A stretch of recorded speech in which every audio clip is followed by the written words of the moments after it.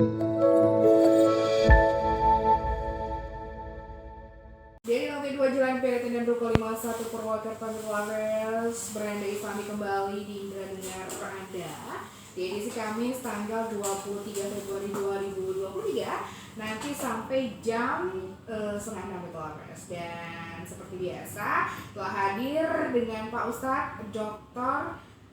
Muskino Fuad MAG, dosen Fakultas Dakwah UIN Saizu Purwakarta. Assalamualaikum Pak Ustadz. Waalaikumsalam warahmatullahi wabarakatuh. Apa kabar Pak? Sehat? Alhamdulillah, terang ini kemarin hujan. Oke. Dan Lovers, dengan tema hari ini adalah The Power of Pengajian. Saya baru sadar tadi, The Power of Pengajian. Oke. Biasa. Lagi viral itu. Iya betul Pak, lagi viral. Jadi pas saya baca The Power of Pengajian, ada apa dengan ibu-ibu pengajian Pak? Baik. Bismillahirrahmanirrahim. Mitra sekalian, Mbak Adel. Iya Pak. Betul sekali bahwa istilah yang kita ambil dalam tema kita sore ini itu memang berangkat dari istilah yang sekarang sedang ditanggapi oleh berbagai media ya kan, Pak, gara-gara ya? ungkapan yang disampaikan oleh Bu Megawati. Betul sekali. Oleh karena itu kita tidak akan dalam posisi setuju atau tidak tentang apa yang disampaikan, tetapi paling tidak ini sekaligus kesempatan buat kita untuk memaknai kembali sebuah fenomena budaya keagamaan yang ada di negara kita, yaitu pengajian. Dan kebanyakan yang ikut pengajian itu ibu-ibu. Nah iya, jarang sekali bapak-bapak ya Pak. Iya, saya kalau diundang pengajian tuh rata-rata yang hadir ibu-ibu. Iya betul. Bawa anaknya lagi. Iya bisa ya. Nah ini menarik untuk kita diskusikan. Oke. Jadi sebenarnya ada apa sih sebenarnya dengan pengajian? Kenapa harus kata itu yang dipilih oleh Bu Megawati untuk konteksnya, kalau tidak salah beliau itu sedang bicara tentang anak ya, tentang keluarga, tentang stunting dan sebagainya. Kemudian beliau nyerempet ya, ibu-ibu pengajian. Mungkin dalam pikirannya, dalam benak beliau, ibu-ibu yang suka pengajian itu suka menelantarkan anaknya. Nah, oleh karena itu patut kita tanggapi barangkali bukan dalam hal pro dan kontranya, tetapi menurut saya ini kesempatan buat kita. Ada apa dengan pengajian kita selama ini, terutama ibu-ibu? Kalau dulu ada istilah the power of emak-emak, ya sekarang tetap juga sih Pak. Cuma dalam bentuk pengajian. Iya. Nah, mungkin kita bisa mulai dari sini, Mbak Adel. Apa tuh Pak? Mbak Adel kan punya ibu, kan mungkin suka hadir di pengajian, gitu ya. Apalagi atau mungkin Mbak Adel juga suka ikut pengajian. Nah, mungkin kalau menurut Adel sendiri kira-kira ada apa sih dengan pengajian? Ya mungkin kalau pengajian itu isinya ngapain saja sih? Karena kalau Adel sendiri mungkin kenapa ikut pengajian? Karena kepengen mendalami agama lagi nggak sih Pak? Kalau saya pribadi gitu kan. Berarti intinya ngaji ya, mendengarkan kajian agama. Meskipun memang kajian agama nggak perlu di pengajian. Cuma kalau denger langsung nih kayak Bapak, kayak kita gitu lebih afdol gitu loh Pak. Meskipun zaman sekarang kan bisa lewat YouTube dan sebagainya kan. Tapi kalau misalnya ngobrol langsung, dengar pengajian langsung tuh lebih deep-nya tuh dapet gitu loh. Apa itu? Deep-nya itu apanya itu? Rasanya gitu loh. Rasanya tuh lebih gitu loh. Saya baru tahu ada istilah deep-nya. Deep-nya deep banget gitu loh. Luar biasa. Sekarang. Nah, tapi selain ngaji nih, biasanya kalau ibu-ibu tuh kalau di pengajian tuh ngapain aja mereka itu? Baik yang positif maupun yang negatif. Kalau negatif gosip Pak. Tetap pengajian itu kok kayak kemarin pakai kerudung ini baru. Nah, memang betul ya. Gitu sih Pak. Betul. Jadi memang ada dalam bahasa kita mungkin lebih tepatnya budaya yang kadang-kadang sebenarnya bukan pengajiannya, tapi ikut oknum dan ikutannya gitu. Misalnya terjadi di situ ada dalam tanda kutip nih, misalnya ada upaya saling apa bahasanya, bukan pamer sih ya, tapi kayak bling sini gitu ya. Adel ini bahasanya itu luar biasa. bling-bling. Ya, tadi mungkin ada nuansa gosipnya mungkin, Iya, ada betul nuansa sekali. apa lagi. Ya dalam tanda kutip pingin apa ya, apa diakui barangkali, Betul. hadir gitu kayak menjadi sebuah gengsi gitu ya. Betul sekali. Kadang-kadang bajunya.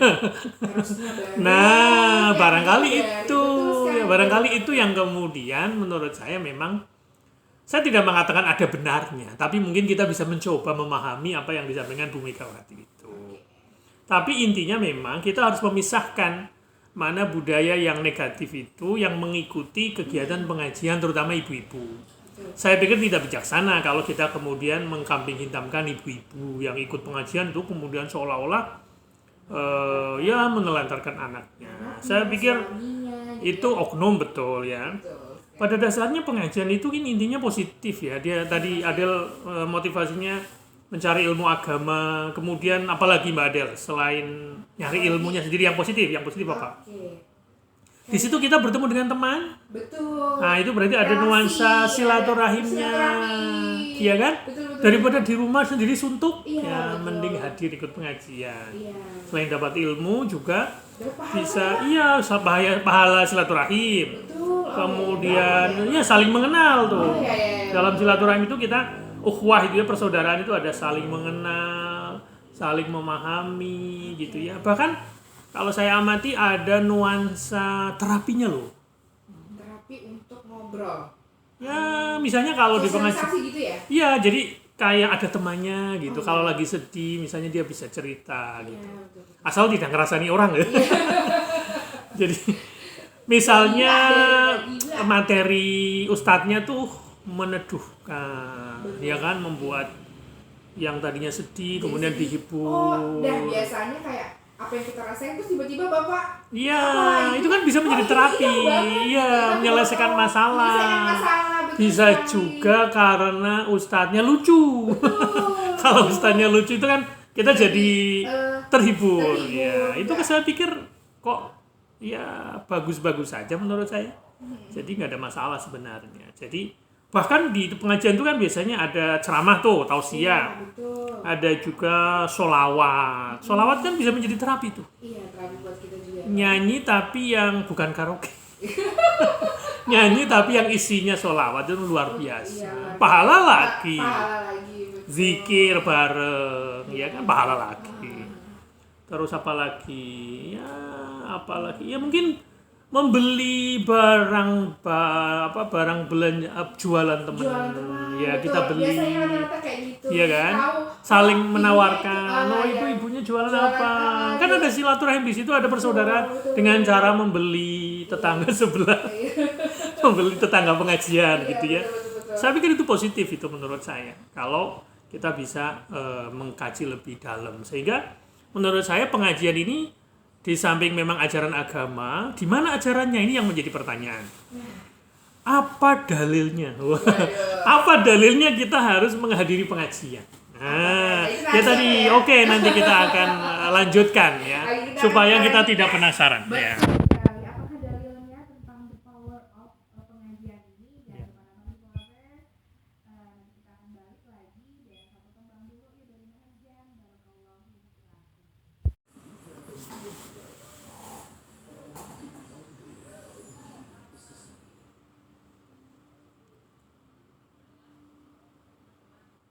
Dari lantai 2 Jalan Perieteniano ke-51 Purwakarta Lovers masih di Beranda Islami yang nanti akan sampai jam 5:30 dan tema kali ini adalah The Power of Pengajian.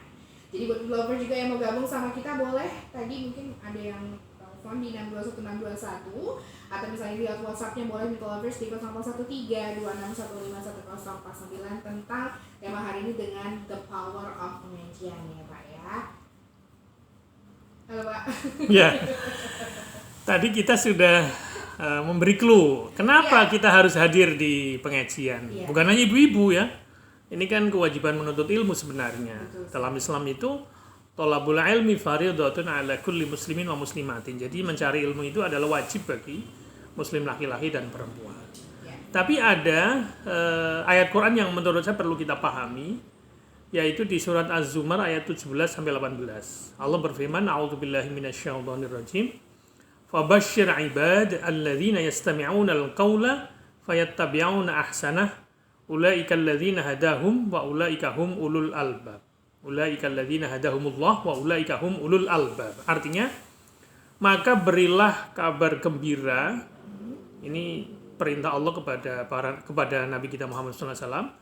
Fabashir, maka berilah kabar gembira ibad, hamba-hambaku, ya, ibadi aslinya, hamba-hambaku, alladzina yastami'unal qaula. Siapa hamba-hambaku?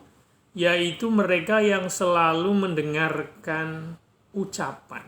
Di sini dalam termasuk pengajian, nasihat, ilmu, Al-Quran dan seterusnya.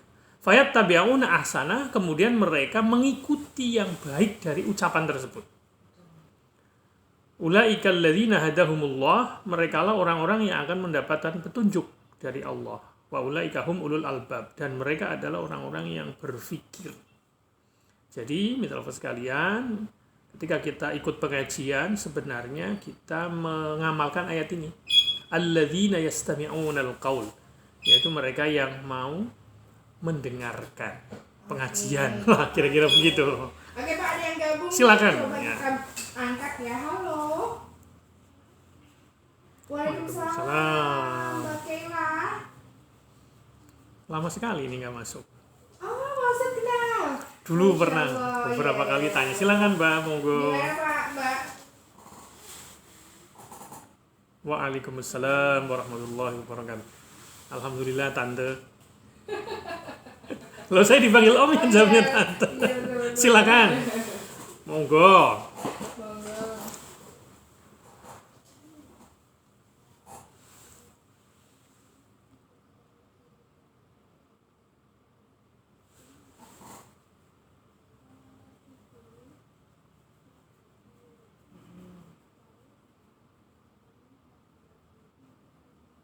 Hmm.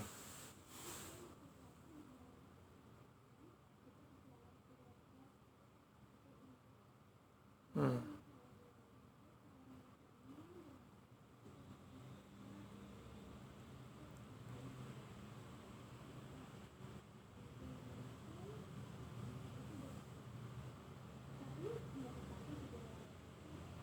Ya.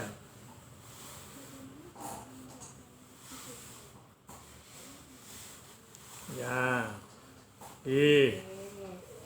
Ini sesuai tema ini pertanyaan pertama ini. Oh iya gitu ya. Oke. Terus jangan banyak-banyak loh, Mbak.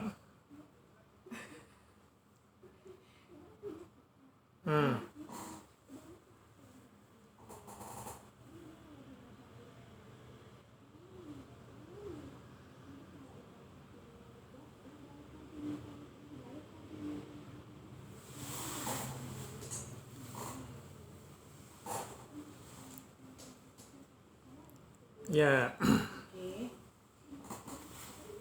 Ya. Siap. Oke. Oke, baik. Makasih Tante Kayla. Ya. Jadi yang pertama, ya ini peduli dengan keluarga ya. Betul. Jadi ini bukan hanya buat budinya Mbak Kayla, tapi buat kita semua. Memang kalau ngikuti ayat ini, jangan cuma dengerin. Dengerin itu artinya hadir di pengajian. Masuk kuping Yastami'unal qaul, ada syaratnya yang kedua. Jadi yang pertama mendengarkan. 3M nih, kalau mau ngajinya benar itu pertama mendengarkan. Dengarkan tuh. Yang kedua memikirkan. Jadi merenungkan. Maka di sini ada fayattabi'una ahsana. Kemudian mereka mengikuti yang terbaik. Nah, setelah memikirkan baru melakukan. Jadi kalau ini kita sebut rukunnya ngaji, itu adalah mendengarkan, merenungkan atau memikirkan. Kalau bahasa Banyumasnya ya pertama berarti ngrungokna, yang kedua ngangen-ngangen atau mikir-mikir atau merenungkan. Nah, yang ketiga ngelakoni, bahasa Indonesianya mengamalkan. Nah, jadi ucapan yang kita dengar di pengajian itu kita ikuti. Tentu mungkin boleh jadi ada ucapan yang salah dari ustadznya barangkali, karena manusia biasa bisa jadi ada yang keliru. Nah, kita pikirkan baik-baik nih, apalagi sekarang ustadz kan banyak. Nah, kita harus mencoba merenungkan. mungkin ada perbedaan pendapat juga kan. Betul. Nah, kemudian kita memilih yang terbaik, kita amalkan. Itu. Jadi kalau supaya tidak terjadi dengan yang disampaikan Mbak Kayla tadi ya, kita kalau ngaji itu yang 3M. bagus 3M, jangan cuma mendengerin doang. Tapi harus merenungkan kemudian mengamalkan dalam kehidupan sehari-hari. Entah itu sebagai seorang istri, kalau itu mama, Oke. kalau bapak-bapak ya sebagai suami, sebagai orang tua, ya itu harus diterapkan. Kepada ya orang tuanya juga gitu. Tapi jangan kemudian gara-gara belum ngamalin, kita kemudian mikir, "Ah, kalau gitu nggak usah ngaji aja deh." Nggak boleh, nggak boleh. Nggak boleh, kita harus di-charge Ya Pak, memang ya. proses untuk Betul. bisa ngaji yang ideal kayak tadi sampai mengamalkan ya butuh waktu. Oke. Nah, jadi jangan kemudian ditinggalkan pengajiannya. Tetap jalan terus tapi disempurnakan. Oh, baik. Kemudian yang kedua tadi tentang kakaknya. Kalau untuk kakaknya nih, nah Mbak Kayla mungkin bisa menyampaikan bahwa mungkin kurang ngaji kali ya. Kalau orang ngaji itu pasti nggak akan begitu. Oke. Jadi dia akan berbuat baik kepada orang tua, terutama ibu. Betul. Karena sering kan dibacakan oleh Ustadz hadisnya. Iya, ibu. Iya betul. Ketika Nabi ditanya oleh seorang sahabat, siapa yang harus aku hormati? Yang pertama-tama jawaban Nabi adalah ibumu. 3 kali ibumu, ibu, baru bapakmu. Iya, betul sekali. Nah ini berarti kan Islam mengajarkan betapa pentingnya, betapa mulianya seorang ibu untuk kita hormati, kita bahasa Banyumasnya itu ya kita bekteni. Ya. Nah kalau orang kurang ngaji, mungkin kurang sering diingetin. Nah untuk kakaknya Mbak Kayla itu ya perlu diingatkan bagaimana pentingnya birrul walidain. Jangan sampai menyakiti hati orang tua. Apalagi kalau sampai orang tuanya nangis, nah itu tanda bahwa orang tua agak tersakiti. Padahal kita pun belajar ngucapin itu dari Iya, seorang ibu ya, betul. Pak, ya. Makanya kita Tapi nggak kalau bisa- jadi ibu gimana? Kalau ini kan tadi jadi anak nih. Iya, betul sekali. Kalau jadi seorang ibu ya tidak ada jalan lain kecuali tetap membuka pintu maaf. Meskipun sakit hati, tetap jangan kemudian sampai keluar kata-kata yang dalam tanda kutip negatif terhadap anaknya, karena nanti takut menjadi doa. Iya, betul. Jadi tetap kita doakan bahwa anaknya insya Allah akan ya kembali ke jalan yang benar. Kita tetap sabar untuk bisa mengingatkan anak-anak kita supaya tetap menjadi anak yang solihah Berarti atau jadi soleh. orang tua tuh sangat saya Pak, ya? Iya, jadi ibaratnya seperti samudra, lautan. Iya, betul. Jadi semua sampah itu kan Ombak, wah gitu itu ya. akan apa ya? satu. Ya intinya tidak terlalu terpengaruh, kalau ada hal-hal jelek pun ya dimaafkan. Gitu.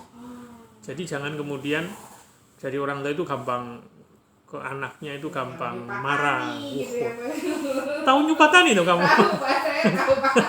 Nyumpah-nyumpah jangan. Gitu Jadi ya, selesai. Mbak Kayla satu sisi mengingatkan kakaknya nih. Yang kedua mengingatkan ibu untuk selalu sabar dan bisa menerima perilaku anaknya, tetap berdoa yang terbaik. Semoga suatu saat anaknya bisa, apalagi minta maaf ya, tentu Ya. harus dimaafkan. Nah, Oke. Katanya memaafkan, minta maaf tapi mengulangi lagi, ya, Pak. ya, manusia suka kayak gitu. Ya, itu namanya tobat sambel. Bukan sobat bersuhan. Ya, begitu barangkali bisa membantu Mbak Kayla. Iya. Kemudian kita lanjutkan. Bagaimana kedudukan mencari ilmu? Ngaji itu kan cari ilmu agama sebenarnya. Pada intinya, ilmu dalam agama kita ini, ngaji terutama, yang ngaji agama, itu lebih utama daripada ibadah sunnah. Oh, lebih utama. Lebih utama. Daripada- Luar biasa kan pengajian itu? Oh, gitu. Misalnya ya, kita kutip dari para sahabat nih. Para ulama, para sahabat, ini yang saya sampaikan misalnya dari sahabat Ibnu Mas'ud. Jadi kata beliau, belajar itu ya sholat. Maksudnya belajar itu kedudukannya kira-kira ya mulia lah, seperti sholat. Nah, kira-kira begitu. Kemudian juga ada sahabat Abu Darda, aku duduk sesaat untuk memahami agamaku itu lebih baik bagiku daripada aku sholat malam sampai pagi hari. Oh. Jadi kita sholat malam semalam suntuk, Suntuk itu? dibanding kita ngaji, itu lebih utama ngaji. Meskipun ngajinya cuma 1 jam. Oh, gitu. Iya. Wah. Luar Setelah biasa. sholat fardu, yang utama itu menuntut ilmu. Daripada cuma sholat sunnah sampai 1000 rakaat Iya, itu kalah. iya. Oh, itu kalah. Misalnya dari Ats-Tsauri nih, sesudah yang fardu itu tidak ada yang lebih utama daripada menuntut ilmu. Makanya jangan sepelekan hadir di pengajian. Karena itu kegiatan mencari ilmu. Itu kata Imam Syafi'i juga, mencari ilmu lebih utama daripada sholat sunnah. Nah, oleh karena itu, mitra sekalian, ya, Mbak Adel termasuk, kita semua, kita harus tetap hadir meskipun disindir. Ada apa dengan pengajian? Ya tentu saja ada ekses tadi ya, ada ekses. Mungkin gara-gara pengajian jadi ngiri, bilang ke suaminya, misalnya ibu-ibu itu, ya itu kemarin tuh tetangga itu bajunya bagus-bagus. Ya itu ekses saja. Pada intinya, para suami harus mendukung jika ada istri atau ibu-ibu yang hadir di pengajian. Karena itu membantu tugas suami. Kan suami tugasnya kan juga mendidik istri. Mendidik agamanya. Kalau dia nggak mampu, ya biarkan istri hadir di pengajian. Asal jangan yang negatif-negatif tadi. Ya itu pengajian, ya saya pikir daripada kemudian kita ngajari sendiri kan, ya tentu di samping baca buku perlu menurut saya. Jadi jangan cuma dengerin doang. Itu kan ibu-ibu yang lansia itu modalnya nguping, kalau bahasa Banyumas yang ngajinya itu nguping. Tadi masuk telinga kanan keluar telinga kiri. Biasanya kayak gitu, Pak. Ya tapi namanya orang tua kan memang modalnya nguping, apalagi yang sudah penglihatannya terganggu, ya modalnya telinganya ngaji. Terus pokoknya golet ngilmu, kira-kira begitu bahasa Banyumasnya itu. Insya Allah itu sesuatu yang positif, akan diingatkan terus supaya tetap sabar, tetap beriman. Itu menjaga agama sebenarnya. Ngaji secara rutin, termasuk dengerin beranda Islami ini, itu termasuk kegiatan pengajian. Cuma yang disindir Bu Mega itu pengajian yang ibu-ibu ini. Berarti kita nggak disindir nih. Pengajian ibu-ibu yang mungkin mentelantarkan. Insya Allah tidak lah ya. Kalaupun ada yang menelantarkan, mungkin suaminya juga perlu mengingatkan. Dan ya boleh misalnya ke ibunya, kamu boleh Bu hadir pengajian, tapi tolong anak jangan sampai ditelantarkan. Termasuk suaminya, jangan ditelantarkan. Boleh hadir pengajian, bagus itu menuntut ilmu kan. Tapi tugas sebagai seorang ibu di rumah ya tetap harus dijalankan. Jangan goro-goro hadir pengajian, anaknya nggak keurus. Tentu itu mungkin yang disindir oleh Bu Megawati. Pengajian dulu tapi makanan segala macam ada, begitu. Pak. Ya tentu siapapun termasuk saya nggak mau begitu. Istrinya melalaikan tugas. Iya, padahal kewajiban lebih utamakan ya, Pak. Kan suami biasanya nggak bisa masak sendiri. Bisa. Tapi insya Allah suami yang baik ya tentu tidak menghalang-halangi istrinya untuk hadir di pengajian. Iya, betul. Karena itu luar biasa, itu menjaga agama, menjaga iman, nambah ilmu, pahala lagi. Begitu Mbak, nanti kita lanjutkan kembali. Oke deh. Dan lovers, itulah yang The Power of Pengajian. Masih ada lagi, ini sangat menarik ya. Ternyata memang pengajian itu lebih utama. Aduh, jadi tambah ilmu lagi kan. Yaudah yuk, kita langsung aja ke satu tembang dari Opi Cahayati.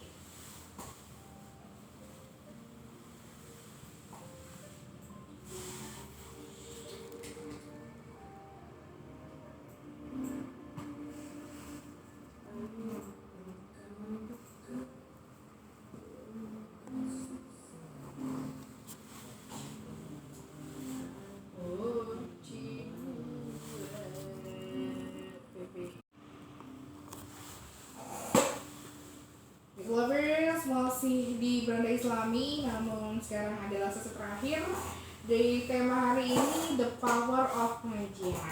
Nah, intinya dari The Power of Pengajian apa ini Pak? Ya, jadi dari apa yang sudah kita diskusikan intinya adalah jangan takut untuk terus menghadiri pengajian. Itu yang paling Entah utama, itu ya. yasinan, Betul. sholawatan, ada namanya muslimat, ya kalau di NU ada, kalau Muhammadiyah ada Aisyah, Oh iya betul. ada pengajian RT, ada Dawis kalau nggak salah. waduh ini ibu-ibu banget tuh. Bahkan sekarang ada pengajian online Mbak. pengajian iya, banyak sih online. sekarang, Saya banyak. pernah diundang oleh dulu temen, Oke. dia padahal tinggal di Qatar loh, tapi bisa gitu. menghadirkan teman-teman secara online. Wah, Jadi luar antar biasa. negara itu saya Oh, jadi ya? narasumber waktu itu. Oh, gitu. Mereka ada yang di Jakarta tapi tersambung lewat media. Luar biasa ya. Sebagainya. Jadi ada alternatif pengajian Iya, sekarang iya, tidak iya. harus hadir secara fisik. Iya, betul. Bahkan sekarang di masjid-masjid di Purwokerto tuh promonya ngaji sambil medang. Oh, gitu. Itu bapak dan ibu-ibu biasanya iya, ngaji iya. ngopi. Oh, iya. Bahkan saya punya teman punya acara kopi ngaji. Kopi ngaji. Jadi ngaji itu semakin berkelas. Iya. Buat menarik Iya, juga. sambil medang, Iya, sambil iya. ngaji. Betul Tetapi sekali. ada hal yang menurut saya juga penting. Pengajian yang bagus itu memang bukan sekedar hanya ceramah terus didengerin selesai. Pengajian yang bagus, komunitas pengajian lah ya, itu memang harusnya tidak berhenti di pengajian, tapi menghasilkan sebuah langkah nyata. Misalnya berbagi sembako bareng kayak gitu.